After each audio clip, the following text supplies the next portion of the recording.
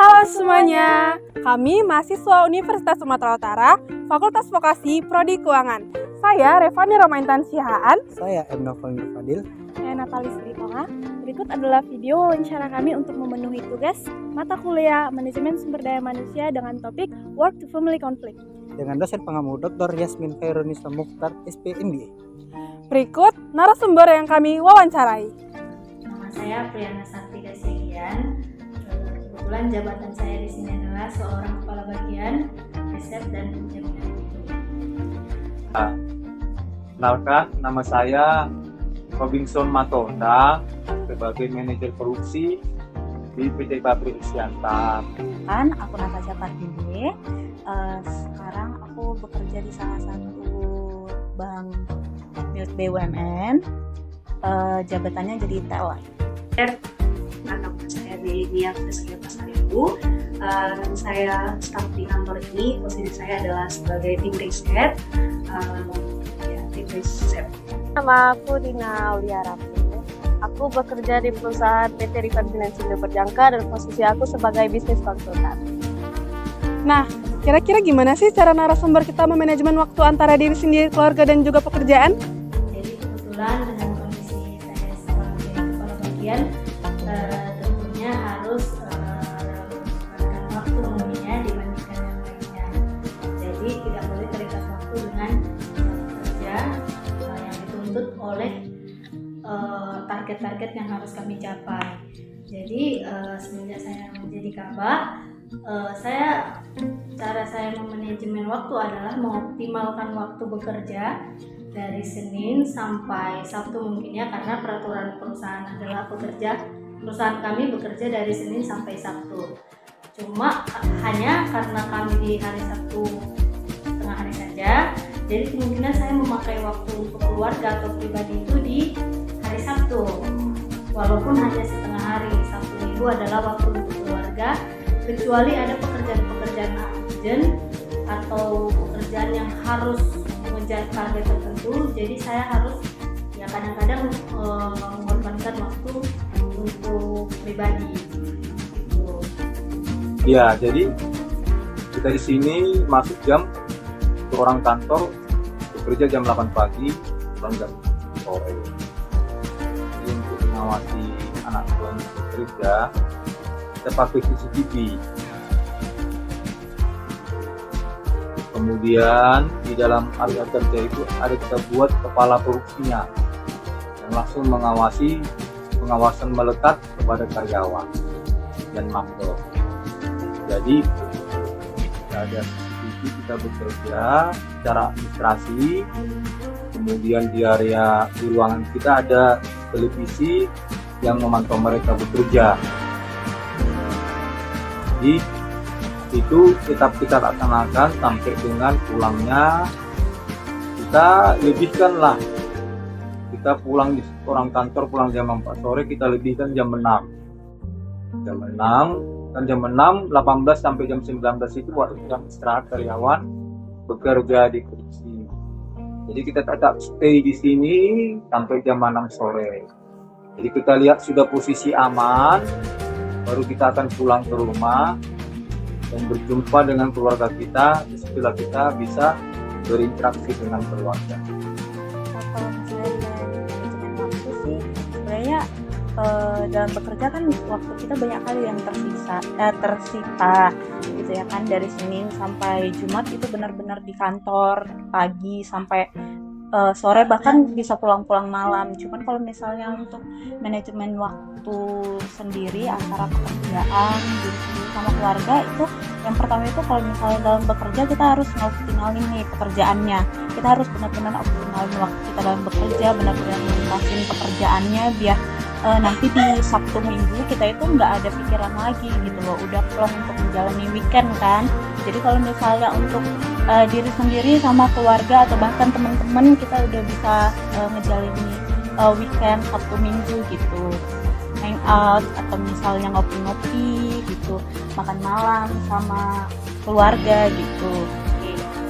Mungkin karena saya tinggal dari PKN, mungkin aktivitas yang sedang saya kerjakan saat ini adalah ya bekerja mungkin dan kembali ke kos gitu kan, mungkin jauh dari keluarga atau jauh dari orang tua. Jadi berkaitan dengan itu dalam hal manajemen waktu tidak begitu sulit ya gitu. Pokoknya tetap mengerjakan, pergi ke kantor itu, masuk kantor itu jam 8.30 harus sudah hadir, kemudian jam 5 sore itu udah selesai dari kantor dan boleh pulang kayak gitu. Nah memang agak lebih mudah dibanding pada saat mungkin kita kuliah gitu kan. Kalau kuliah itu ada kayak tugas yang harus dikerjakan di rumah setelah dari kampus gitu. Tapi kalau di kantor di jam kantor itu yang kita kerjakan atau kita selesaikan pekerjaannya. Jadi sangat mudah untuk mengelola atau dengan manajemen waktu sebenarnya gitu. Kemudian dengan orang tua pun atau dengan lingkungan itu tidak begitu mengganggu bagaimana karena juga belum berkeluarga kan, masih kita anak muda nih. Kalau biasanya kan aku manajemen waktuku, biasa kan aku kan kerja kan cuma sampai hari Jumat aja nih. Nah jadi setiap hari Senin sampai Jumat itu kan aku fokuskan diriku untuk bekerja aja. Dan nanti kayak di hari weekend, di hari Sabtu aku bisa untuk me time gitu kan. Dan untuk di hari Minggunya aku habiskan waktuku untuk keluarga. Jadi aku bagi-bagi waktu antara kerjaan, diri sendiri dan sama keluarga. Nah, bagaimana sih tips narasumber kita supaya bisa memanajemen waktu? Tidak harus memaksakan saya harus Sabtu Minggu itu untuk keluarga gitu, tergantung kebutuhan. Jadi ya mungkin di dunia kerja kita nanti nggak bisa gitu, harus memaksakan sesuai dengan apa yang kita mau. Tipsnya itu kita sebenarnya harus jaga kesehatan supaya harus tetap fit. Ya kita makan vitamin yang bergizi sehingga kita betul-betulnya begadang sampai pagi, kemudian hanya sebentar aja di rumah, mandi-mandi, habis itu datang lagi ke pabrik. Apabila 3 hari sampai 4 hari musim ini harus dilakukan perbaikan. Jadi kita makan bergizi aja lah dan jaga kesehatan dan vitamin. Jadi kita bisa bekerja dengan baik, mengatasi semua persoalan yang ada di pabrik. Kalau tips dari aku sih, kita itu harus tahu prioritas utama kita itu apa gitu loh.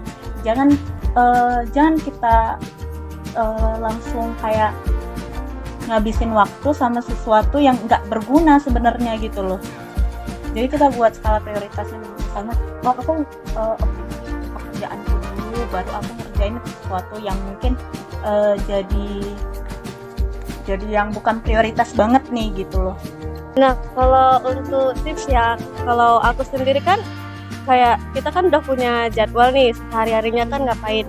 Nah kita tinggal atur aja nih di hari ini kita ngapain nih kan, apa kita lakukan aja kegiatan kita yang biasanya.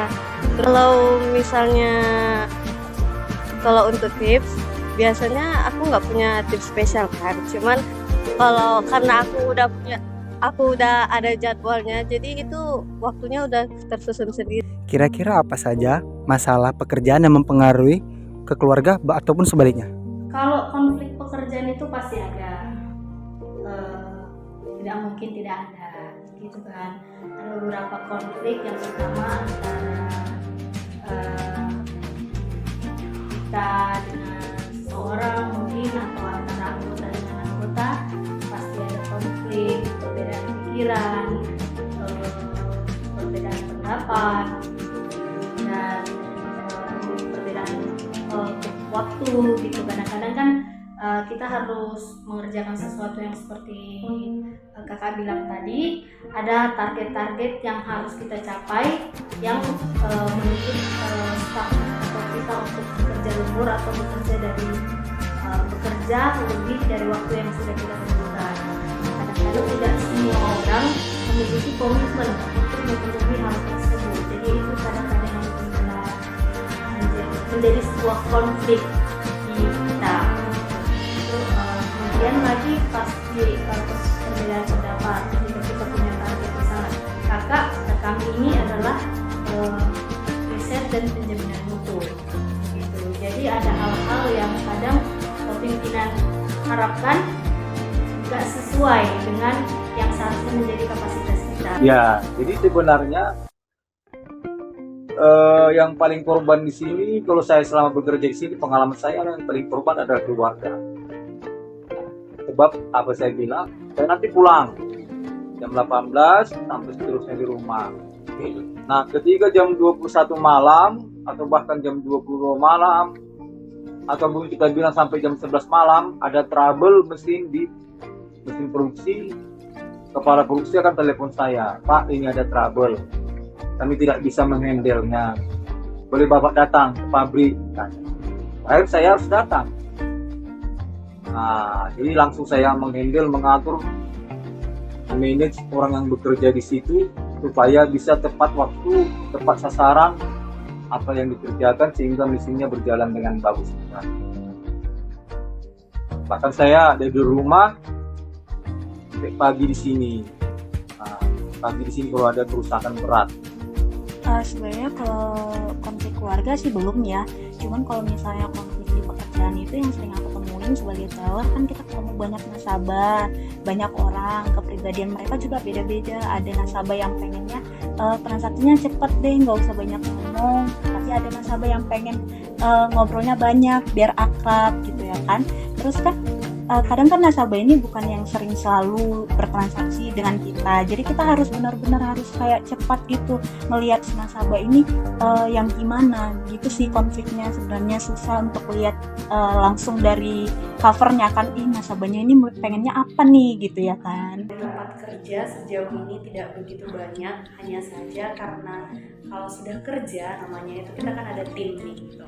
Yang kesulitannya itu adalah atau muncul konflik itu ketika misalnya kita punya pendapat gitu kan, namanya kerjasama gitu, kita sebenarnya harus siap untuk menyampaikan pendapat, siap juga untuk tidak diterima pendapatnya gitu. Nah, untuk sebagai seorang perempuan di tim riset ini gitu kan, banyak main feelingnya. Jadi ketika kita mau menyampaikan pendapat, ada pertama rasa takut, itu sebenarnya jadi konflik untuk diri sendiri gitu. Terus yang kedua, ketika disampaikan diterima mungkin dia senang gitu, tapi ketika kita sampaikan pendapat kita sampaikan misalnya suatu rencana gitu, tapi kayak ditolaknya mungkin kayak itu nanti belum prioritas kita di tim riset gitu kan, itu mungkin akan menjadi bagian kayak kayaknya perlu dilakukan gitu. Terus yang kedua yang kayak belum pintar itu kayaknya ya untuk join di dalam gitu. Jadi sebenarnya bukan eksternal yang mempengaruhi kita gitu kan, bukan orang-orang yang, tapi kita sendiri yang kadang tidak siap, jadinya konflik dengan diri kita sendiri gitu. Kalau untuk mempengaruhi kerja ada sih, waktu awal-awal kerja kan aku sempat hopeless juga nih, karena kayak takut kan nggak bisa beradaptasi juga.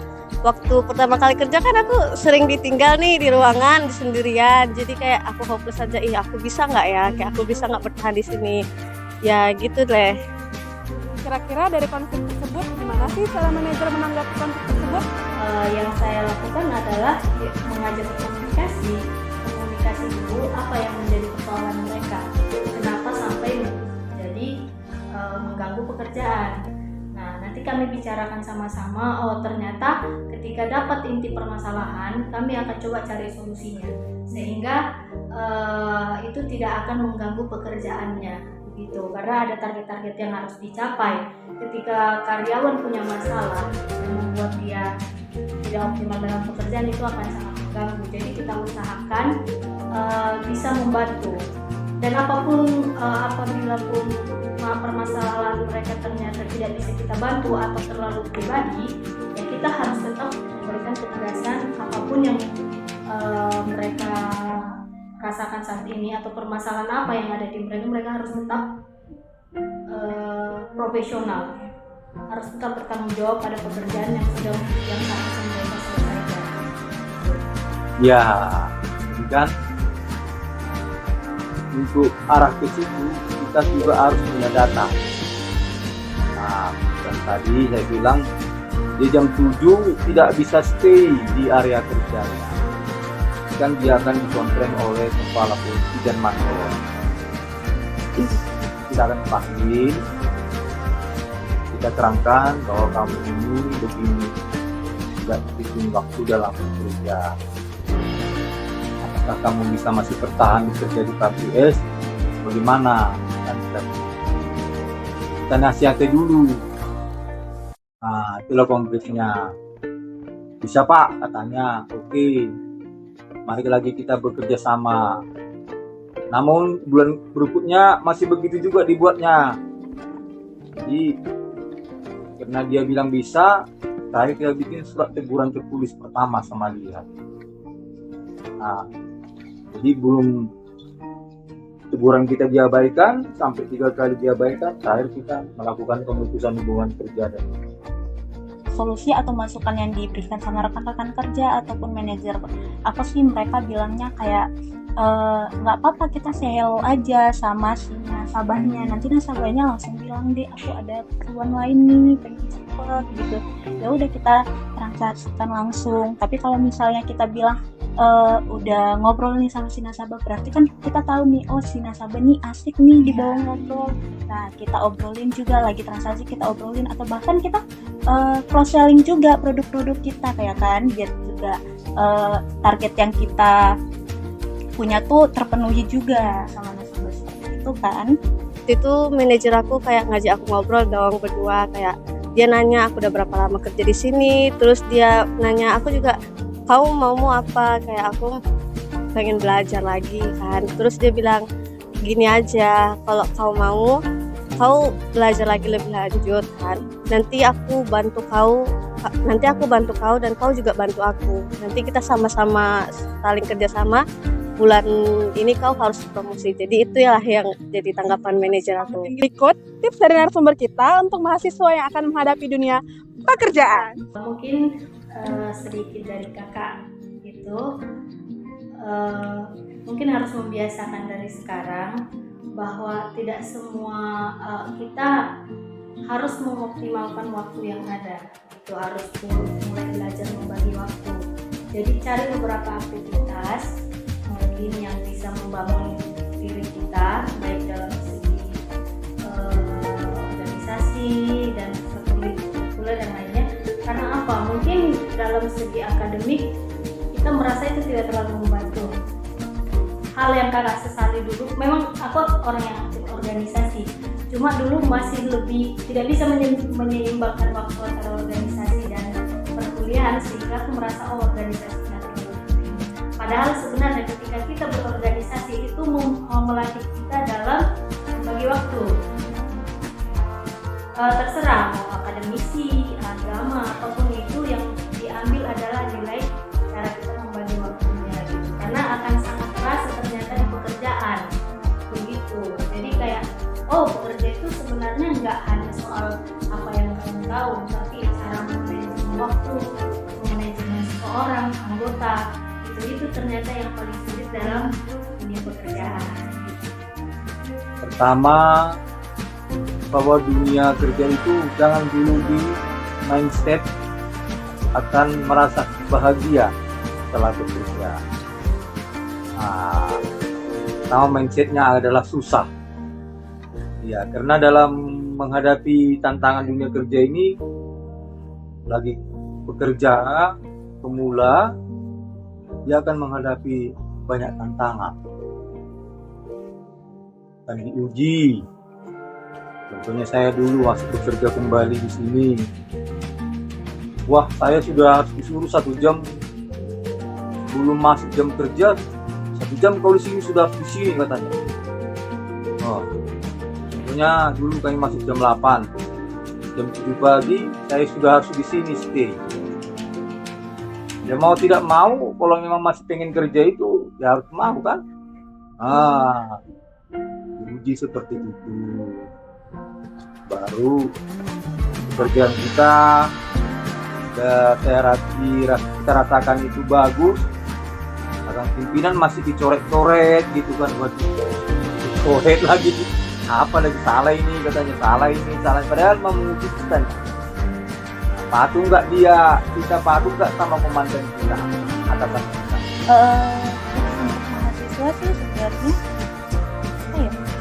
kalian itu harus benar-benar sih belajar, karena ilmu yang kalian dapatin di perkuliahan itu benar-benar sangat berguna sih untuk pekerjaan yang akan kalian hadapi di depannya. Bagaimana caranya banyak-banyaklah bersosialisasi sama masyarakat, atau kegiatan wawancara seperti ini juga sangat-sangat berguna ya, karena kalian bakalan ngadapin orang, kalian nggak tahu siapa yang bakal kalian hadapi, tapi karena kalian udah sering berinteraksi sama orang lain, itu bakalan ngelancarin kalian untuk bersosial dengan yang lain gitu.